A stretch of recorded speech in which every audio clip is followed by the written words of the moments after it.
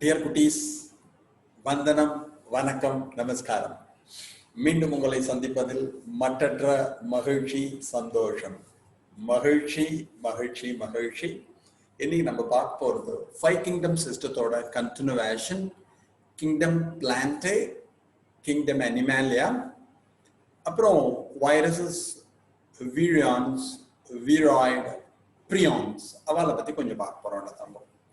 So 5 உலக வகைப்பாட்டிலே ஏற்கனவே நம்ம மொனீரா பார்த்துட்டோம், புரோட்டிஸ்டா பார்த்துட்டோம், ஃபங்கை பார்த்துட்டோம்.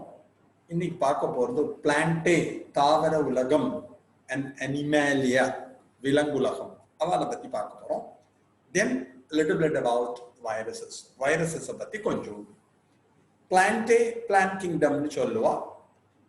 Eukaryotic chlorophyll bearing or chlorophyll containing organisms comes under plantae.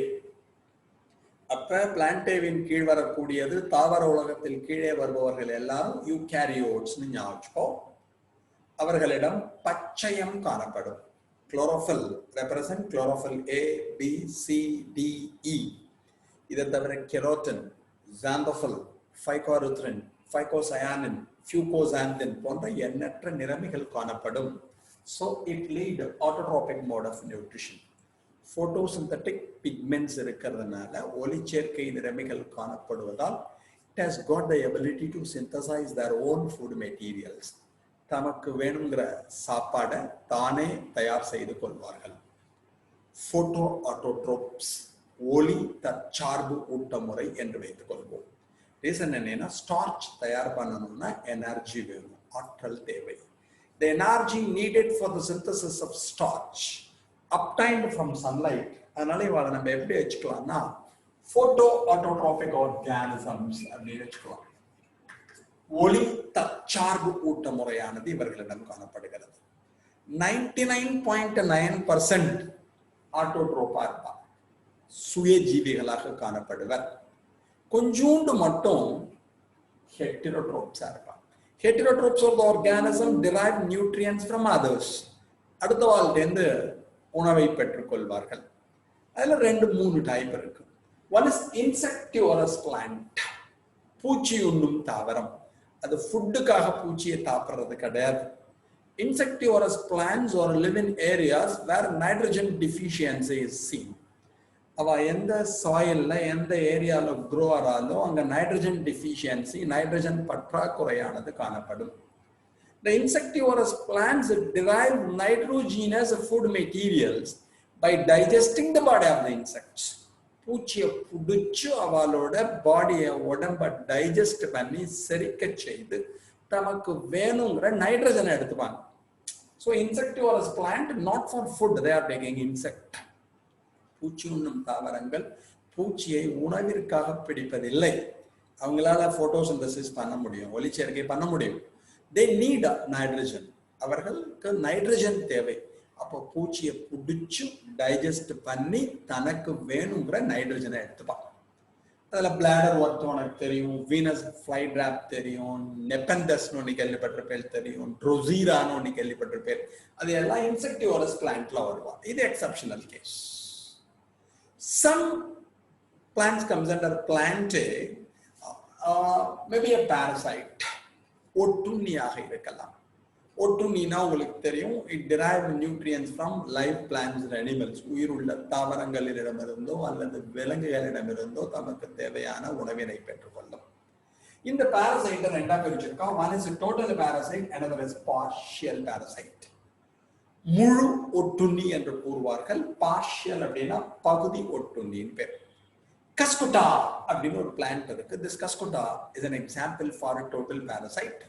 It depends the host for water, minerals and food. இந்த கஸ்குட்டா தாவரமானது தான் சார்ந்திருக்கும் ஓம்புயிரியினை உணவு, நீர், கனிம பொருட்கள் அனைத்திற்கும் சார்ந்திருக்கும். It completely depends the host for everything.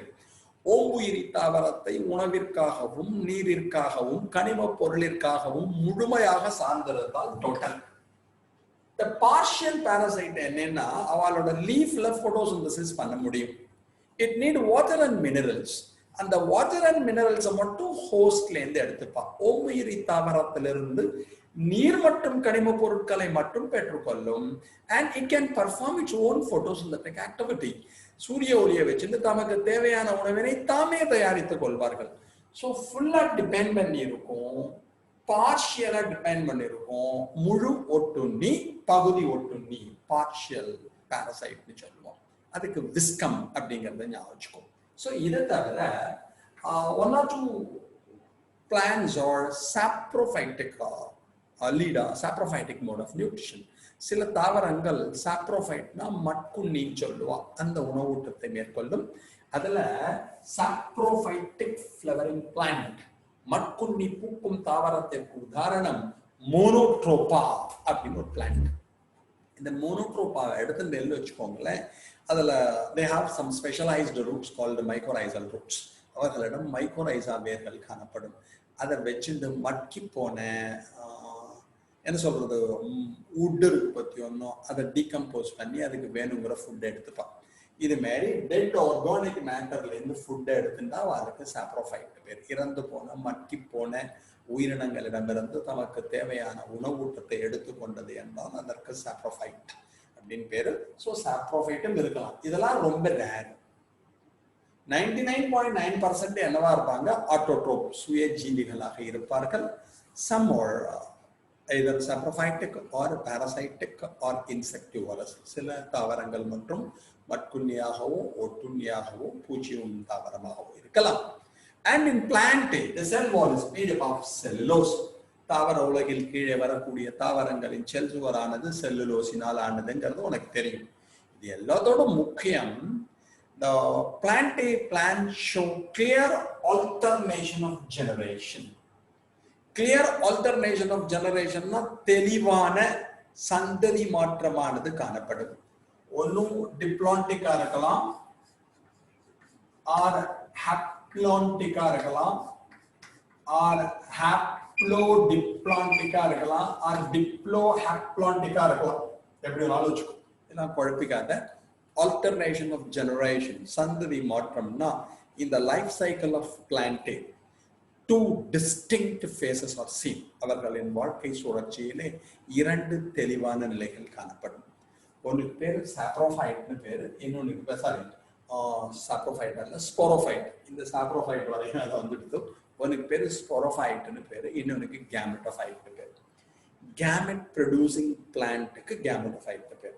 கேமெட்டுகளை உருவாக்கக்கூடிய தாவரத்திற்கு கேமெட்டோஃபைட் என்று பெயர். It is always a haploid in nature.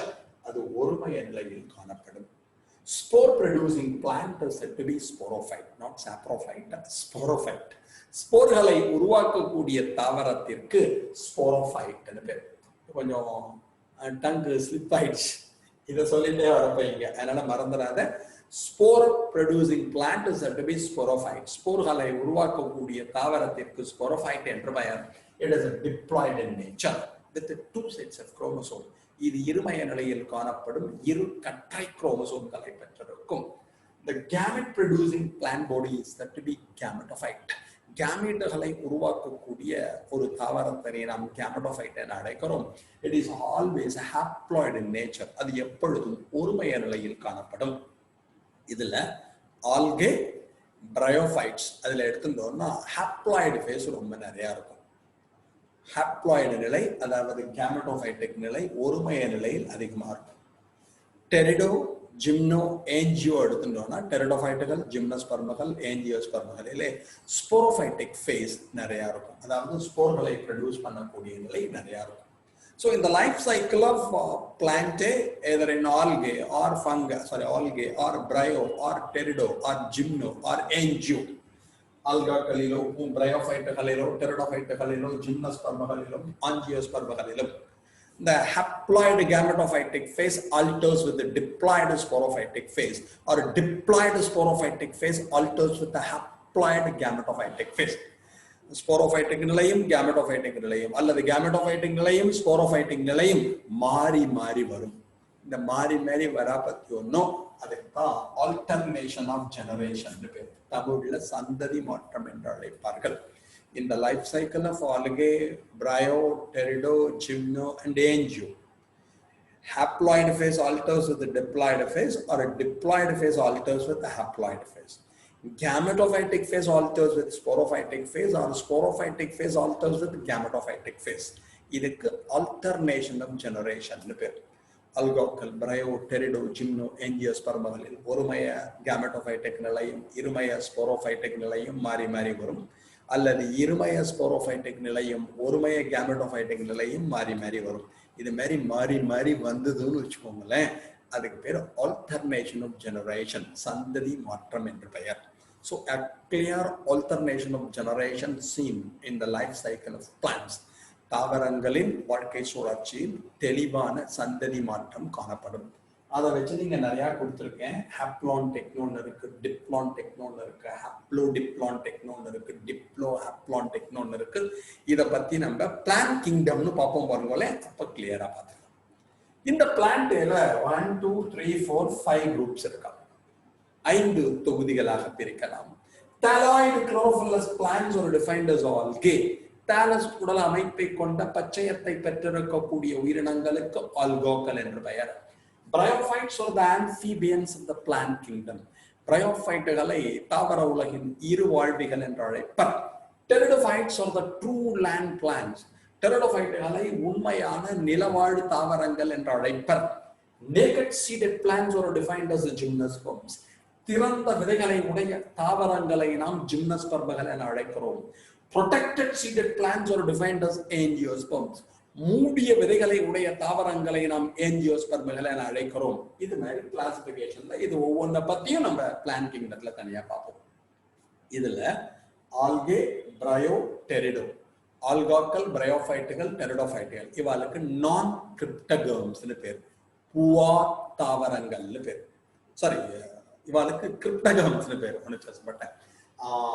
Algae, bryo and pteridophytes. Algae, bryo and pteridophytes என்ன சொல்லுவா? கிரிப்டகர்ம்ஸ் அப்படின்னு சொல்லுவா. கிரிப்டகர்ம்ஸ்னா நான் ஃப்ளவரிங் பிளான்ட்ஸ், பூவா தாவரங்கள் என்று பெயர். ஏன்னா ஆல்கே, பிரயோ, டெரிடோஃபைட்ல பூ வராது, ஃப்ளவர் ஃபார்மேஷன் இருக்காது. So algae, bryo and pteridophytes are example for cryptogams. ஆல்காக்கள், பிரயோஃபைட்டுகள், டெரிடோஃபைட்டுகள் இவை மூன்றும் பூவா தாவரங்கள் ஆகும். Cryptogams அப்படின்னா நான் ஃப்ளவரிங் பிளான்ட்ஸ் அர்த்தம். Gymno and angiosperms are examples for phanerogams. Phanerogams பூக்கும் தாவரங்கள்னு பேரு. இங்க ஃப்ளவர்ஸ் ஃபார்ம் ஆவா. அப்ப எக்ஸாம்பிள் ஃபார் கிரிப்டகம்ஸ்னா algae, bryo and pteridophytes. Example for phanerogams சொன்னா Gymno and angiosperm. பூவா தாவரங்கள் without flower algae, bryo and pterido. பூக்கும் தாவரங்கள் with flowers gymno and angiosperms. இது மாதிரி ஒன்று இருக்கு. இவங்க இருக்காங்க பாருங்களே, இந்த ஆல்கே, பிரயோ, டெரிடோஃபைட்டை திருப்பி ரெண்டா பிரிச்சிருக்காங்க. ஒன்னு நான் வாஸ்குலர் கிரிப்டகம், இன்னொன்னு வாஸ்குலர் கிரிப்டகம்.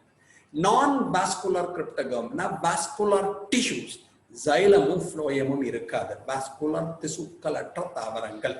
அதுக்கு example algae and bryophytes. In algae and bryophytes, vascular tissue, xylem and phloem are absent. So they are example for non-vascular cryptogams. ஆல்காக்களிலும் பிரயோஃபைட்டுகளிலும் xylem-உம் phloem-உம் காணப்படாது. எனவே அவர்களுக்கு வாஸ்குலர் திசுக்களற்ற கிரிப்டகம்கள் பேர். In pteridophytes, vascular tissues are present.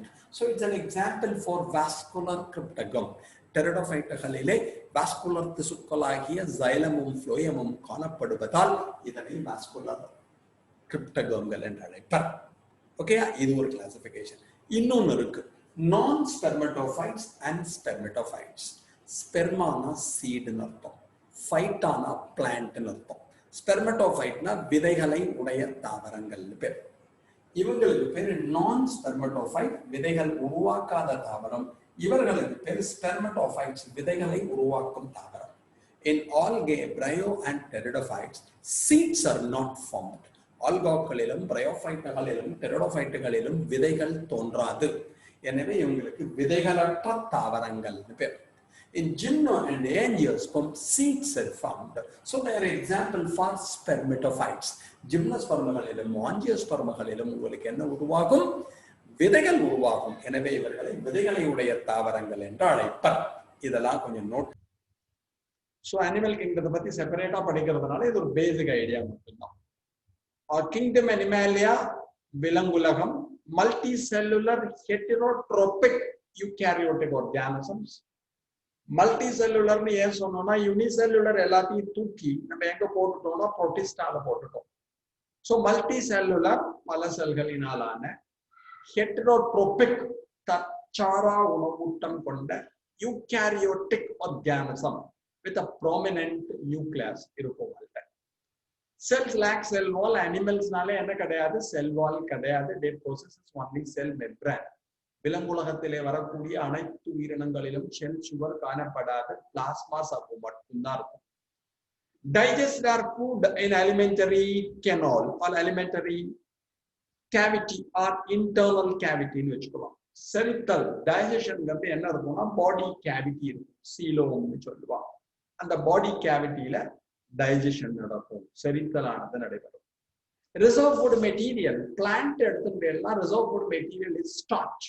தாவரங்களை எடுத்துக்கொண்டோம் என்றால் சேமிப்பு உணவானது ஸ்டார்ச்சா இருக்கும். இங்க எடுத்துட்டோம்னா கிளைகோஜன் அண்ட் ஃபேட். கிளைகோஜன் இருக்கலாம் அல்லது கொழுப்பு இருக்கலாம் அல்லது ரெண்டுமே இருக்கலாம்.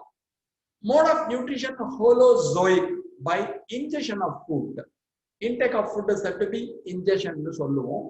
விழுங்குதல் மூலமாக உணவூட்டம் நடைபெறும். எடுத்து டபக்குன்னு முழுங்கலாம். பாகோசைட்டோசிஸ் இருக்கலாம், செல் விழுங்குதல் இருக்கலாம். பீனோசைட்டோசிஸ் இருக்கலாம், செல் ட்ரிங்கிங் இருக்கலாம். இதெல்லாம் நீ படிச்சிருப்ப. செல் விழுங்குதல்னு சொல்லுவா, உறிஞ்சுதல் அல்லது அருந்துதல்னு சொல்லுவா. எப்படி வேணாலும் இருக்கலாம். விழுங்குதல் ஹையர் ஆர்கானிசத்துல இருக்கும். இன்ஜெக்ஷன் அப்படின்னா intake of food is said to be ingestion கேள்விப்பட்டிருக்கேன். உணவினை எடுத்துக் கொள்ளுதல், உட்கொள்ளுதல் நம்மளுக்கு தெரியும். அப்புறம் என்னன்னா definite shape, size and growth pattern. குறிப்பிட்ட வடிவம் உண்டு, குறிப்பிட்ட அளவு உண்டு, வளர்ச்சியில ஒரு பேட்டர்ன் உண்டு. இப்படிதான் வளரணும்னு growth பேட்டர்ன், அப்படின்னா வளருவோம். Then capable of locomotion. Most of the organisms move from place to place. ஒரு இடத்திலிருந்து மற்றொரு இடத்திற்கு நகரும் திறனை விலங்குகள் பெற்றிருக்கும். இது ஒரு speciality, the locomotion. Higher forms எடுத்துனோம்னா வெல் டெவலப்டு செக்ஷுவல் அண்ட் மறந்துடாதீங்கோ ஹையர் ஃபார்ம்ஸ் மேம்பாடடைந்த உயிரினங்களை எடுத்துக்கொண்டோம் என்றால் வெல் டெவலப்டு ரீப்ரொடக்டிவ் ஆர்கான்ஸ் இருப்பா, சென்சரி ஆர்கான்ஸ் இருப்பா, நியூரோ மோட்டார் மெக்கானிசம் இருக்கும். அதாவது உணர்ச்சி உறுப்புகள் காணப்படும். நர்வஸ் சிஸ்டம் ரொம்ப சூப்பரா டெவலப் ஆயிருக்கும். நரம்பு மண்டலமானது மிகவும் சிறப்பாக வளர்ச்சி அடைந்திருக்கும். அடுத்தது எடுத்துட்டோம்னா செக்ஷுவல் ரீப்ரொடக்ஷன் இருக்கும், பாலின பெருக்கம், காப்புலேஷன் இணைதலின் மூலமாக நடைபெறும். அண்ட் எம்பிரியாலஜிக்கல் டெவலப்மெண்ட், கரு வளர்ச்சி நடைபெறும். படிச்சிருப்பேன் இல்லைங்க, கேமெட்டோஜெனசிஸ் கேமெட்டுகள் உருவாக்கம், ஃபர்டிலைசேஷன் கேமெட்டுகள் இணைவு, cleavage, the diploid zygote undergoes successive mitotic cell division to form a ball-like structure called the blastula. The process is said to be cleavage or blastulation. அந்த ஜைகோட்டில் தொடர்ச்சியான மைட்டோடிக் செல் பெறுதல் நடைபெற்று ஒரு பந்து போன்ற அமைப்பு உருவாகும். அந்த பந்திற்கு பிளாஸ்டுலா என்ற பெயர். அந்த ப்ராசஸை கிளீவேஜ்னு சொல்லுவோம். ஃபர்ஸ்ட் கேமெட் ஃபார்ம் ஆகும், அப்புறம் கேமெட் சேரும். கேமெட் சேர்ந்த உடனே ஜைகோட் வரும். அந்த ஜைகோட் ஒரு பாலா மாறும். அந்த பாலுக்கு பிளாஸ்டுலான்னு பேரு. அந்த ப்ராசஸுக்கு கிளீவேஜ், பிளவி பெருக்கல் என்று கூறுவார்கள். The ball is converted into layers. பந்தானது எக்டோடம், மீசோடம், எண்டோடம், புறப்படை, நடுப்படை, அகப்படைன்னு மாறும். அதுக்கு gastrulation, gastrula ஆக்கம்னு பேரு. The conversion of monoblastic blastula into diplo or triploblastic gastrula is said to be gastrulation. எல்லாம் கவனிச்சுக்கோ. ஃபர்ஸ்ட் கேமெட் ஃபார்ம் ஆகும். இது மேல் கேமெட் வச்சுக்கோ, இது ஃபீமேல் கேமெட் வச்சுக்கோ. இதுக்கு கேமெட்டோஜெனசிஸ் பேரு. கேமெட்டுகள் உருவாக்கம். ரெண்டு பேரும் சேர்ந்து ஜைகோட் ஃபார்ம் ஆகும். The fusion of male and the female gametes and it results in the formation of a diploid cell called the zygote. The process is said to be fertilization. ஆணின செல்லாகிய விந்தும் பெண்ணின செல்லாகிய அண்டமும் இணைந்து இருமய நிலையில் உள்ள ஜைகோட்டானது உருவாக்கும். அதற்கு கருவுறுதல் பேர். அதுக்கப்புறம் the zygote undergo mitotic cell division and converted into a ball-like structure called the blastula. The process is said to be cleavage or blastulation. Zygote தொடர்ச்சியான mitotic செல் பெறுதல் நடைபெற்று அது ஒரு பந்து மூற்ற அமைப்பாக மாறும். அந்த பந்திற்கு பிளாஸ்டுலா என்று பெயர், அந்த நிகழ்விற்கு பிளவி பெறுதல் என்று பெயர். Then the conversion of monoblastic blastula into diplo or triploblastic gastrula is said to be gastrulation. ஒரு அடுக்கினாலான பிளாஸ்டுலாவானது 2 அல்லது 3 அடுக்காக மாறியது என்றால் அதற்கு gastrula ஆக்கம் என்று பெயர். Then organogenesis takes place.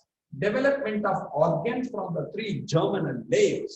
இந்த அடுக்குகளிலிருந்து உறுப்புக்கள் உருவாகும், அதற்கு உறுப்புக்கள் உருவாக்கம்னு பேரு. Development of organs from the 3 germinal layers is said to be organogenesis. பாப்பாவா இருக்கும், கீழே குதிக்கும். Now it is converted into Peepa. இதுதான் எம்பிரியாலஜிக்கல் டெவலப்மெண்ட், கரு வளர்ச்சி. இதை பத்தின ஒரு சயின்ஸே இருக்கு, எம்பிரியாலஜின்னு பேர். அதுக்கப்புறம் இந்த அனிமேலியாவா, போரிஃபெரா, சிலன்ட்ரேட்டா, பிளாட்டஹெல்மின்தஸ், ஆஸ்கெல்மின்தஸ், அனலிடா, ஆர்த்ரோபோடம், மெலாஸ்கா, எக்கினோடெர்மேட்டா, தென் கார்டேட்டா, செஃபலோகார்டேட்டா, ஹெமிகார்டேட்டா, அதெல்லாம் படிச்சிருக்கேன். Pieces, ஆம்பிபியா, Reptilia, Aves, Mammalia, highly advanced mammal, மனிதன் மிகவும் மேம்பாடடைந்த விலங்காக கருதப்படுவது ஹோமோசேப்பியன் மேமல். எவல்யூஷன்ல நம்ம வந்தோம். புரோட்டோசோவன்ல ஆரம்பிச்சு அப்படியே மாறி கடைசியில மேமல்ல வந்துட்டோம். நம்மளுக்கு அப்புறம் மேனுக்கு அப்புறம் சூப்பர் மேன் வருவான், ஸ்பைடர் மேன் வருவான், எக்ஸ் மேன் வருவான். அதெல்லாம் இந்த அனிமேலியால நம்ம தெரிஞ்சோம். ஓகே, இதுதான் இதுல நீ முக்கியமா அனிமல்ஸை பத்தி தெரிஞ்சுக்க வேண்டியது. இதை நோட் பண்ணிக்கோ. டியர் தங்கம்ஸ், அப்புறம் அதோட கண்டினியூவேஷன் எக்ஸ்ட்ராவா கொடுத்துருக்கிறது. இது 5 கிங்டம் சிஸ்டம் ஆஃப் கிளாசிபிகேஷன் தான் வராது. போன கிளாஸ்ல ஏற்கனவே நம்ம மைக்கோரைசாவை பத்தியும் லைக்கன்ஸை பத்தியும் பார்த்துட்டோம். இப்ப வைரஸஸை பத்தி கொஞ்சோண்டு தெரிஞ்சுக்கணும். வீராய்ட்ஸ் அண்ட் பிரியான்ஸ் இவாளை பத்தி கொஞ்சோண்டு தெரிஞ்சுக்கணும். எதையும் போட்டு ரொம்ப படிச்சு கன்ஃபியூஸ்லாம் பண்ணிக்காத. என்சிஆர்டி பேஸ்டு தான் உன்னோட நீட் எக்ஸாமினேஷன். ஓகேயா? என்சிஆர்டி சிலபஸ்ல என்ன படிக்கிறியோ இப்ப நடந்த நீட் எக்ஸாமினேஷன்லையும் 90 கொஸ்டின்ல 84 கொஸ்டின் என்சிஆர்டி புக்ல இருந்து லைன் பை லைன் கேட்டதுதான். சில ஸ்கூல்ல அதை படி இதை படின்னு போட்டு கன்ஃபியூஸ் பண்ணுவோம். எதையும் போட்டு கன்ஃபியூஸ் பண்ணிக்காத. உன் புஸ்தகத்தை நீ லைன் பை லைன் தரவு பண்ணிருக்கணும். அதை சொல்லிட்டு அது ரிலேட்டடா எக்ஸ்ட்ராவா நான் பாயிண்ட் சொல்லிட்டு போறேன், அவ்வளவுதான். ரொம்பலாம் போட்டு கன்ஃபியூஸ் பண்ணிக்காத, அப்புறம் மார்க் போயிடும். புரியுதா? அதனால என்சிஆர்டி உன் புஸ்தகத்தை தரவு பண்ணு, லைன் பை லைன் தரவு பண்ணு.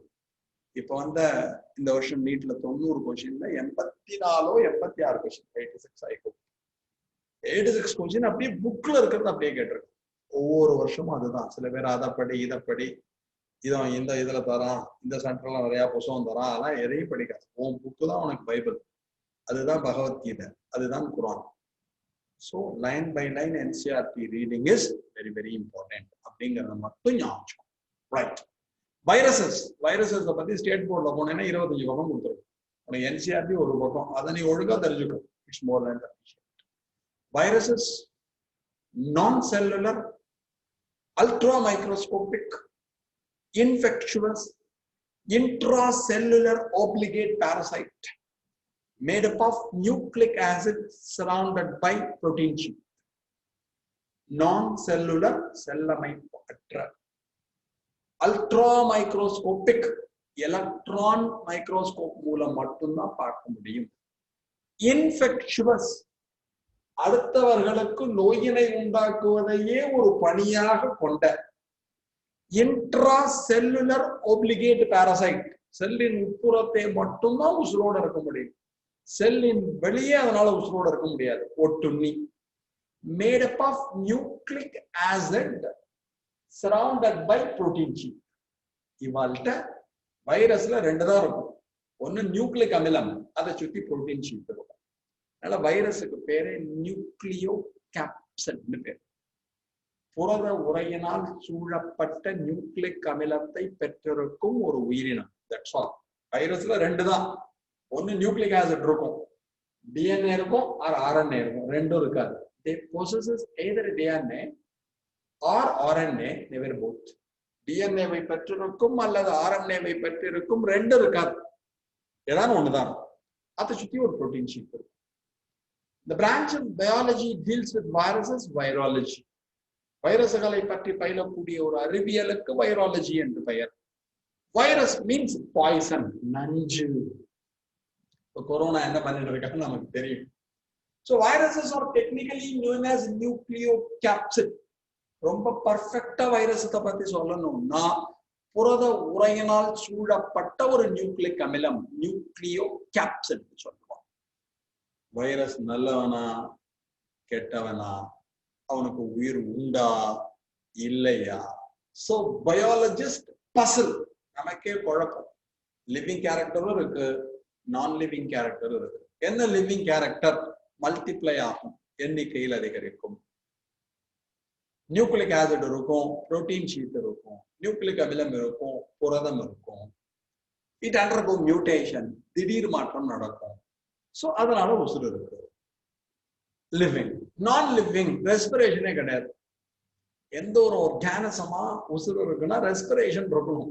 இவாள்கிட்ட சுவாசித்தலே கிடையாது. We can crystallize. வைரசுகளை கிறிஸ்டலாக படிகமாக்க முடியும்.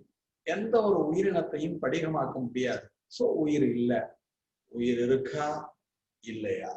கமலஹாசன் படத்துல வர மாதிரி நான் நல்லவனா கெட்டவனா, ஏதோ ஒரு சினிமால ஒரு வசனம் வரும் பார்த்தீங்கன்னா அது மாதிரி இது மாதிரியான ஒரு குழப்பமான ஒரு ஆர்கானிசம். ஓகே, இது முக்கியமா ஞாபகம். நேம் வைரஸ் இருக்கு போறவங்களே வெனம் அப்படிங்கிற சொல்லுவோம், பாய்சன் சொல்லுவோம். இந்த பாய்சன் வெனம்ங்கிறத யார் ஃபர்ஸ்ட் சொன்னார்னா டிமிட்ரி ஐவனோஸ்கி.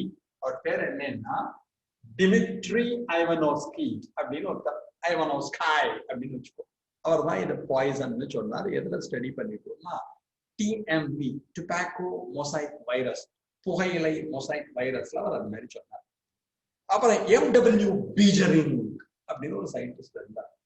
அவர் இதை எப்படி கூப்பிட்டாருன்னா கண்டாஜியம் வைவம் ஃப்ளூயிடம், லிவிங் இன்ஃபெக்டிவ் ஃப்ளூயிட் அப்படின்னு பேர். லிவிங் இன்ஃபெக்டிவ் ஃப்ளூயிட் அப்படின்னு சொல்றப்ப அதெல்லாம் கண்டாஜியம் வைவம் ஃப்ளூயிடம் சொல்லுவா. நோய் தொற்று திறன் உள்ள ஒரு திரவம் அப்படின்னு சொல்லி கூப்பிட்டார்.